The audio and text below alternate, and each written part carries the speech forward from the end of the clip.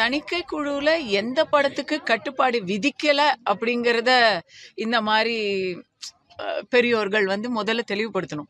எனக்கு கூட இப்படி கட்டுப்பாடுகள் விதிச்சாங்க, எனக்கு கூட கட்டு சொன்னாங்க அப்படின்னு சொல்றவங்க படங்களையெல்லாம் நீங்க பார்த்தாலே புரியும் எதுக்காக அந்த கட்டுக்கள்லாம் வந்திருக்கோம் அப்படின்னு. இது ஒரு ஜனரஞ்சகமான எந்த விதமான அரசியலையும் எந்த விதமான மத உணர்வுகளையும் புண்படுத்தாத ஒரு படமாக இருந்தால் அந்த படத்துலலாம் பெரிய அளவில் கட்ஸ்லாம் வராது. உங்களுக்கு இன்னைக்கு பராசக்தியும் அப்படிதான் பண்ணியிருக்கிறாங்க. அவநாயகனை பொறுத்த வரைக்கும் எனக்கு தெரிஞ்சு அவங்க மே மாதமே படத்தை மேக்சிமம் கம்ப்ளீஷன் ஆயிடுச்சு. அவங்க அன்னிலிருந்து டிசம்பர் வரைக்கும் இந்த படத்தை தணிக்கை குழுவுக்கு அனுப்பலை.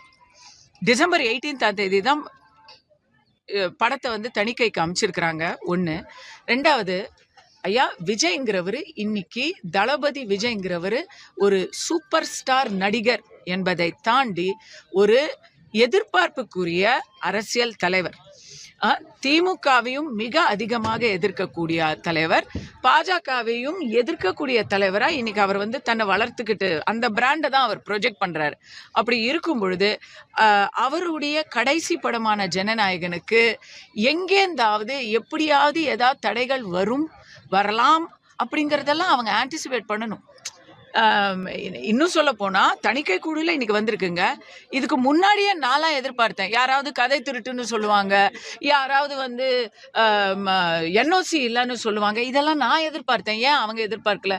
படம் முழுக்க இராணுவ அடையாளங்களையும் தேசிய அடையாளங்களையும் பயன்படுத்தியிருக்காங்க. எதுக்குமே என்ஓசி வாங்கலை. ஏன்?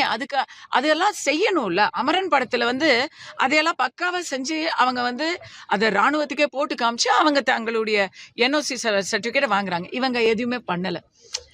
இப்போ இதில் பார்த்தீங்கன்னா விஜய் அவர்கள் அரசியலுக்கு புதுசு, இந்த ஜனநாயகன் படத்துடைய தயாரிப்பாளர் தயாரிப்புக்கு புதுசு.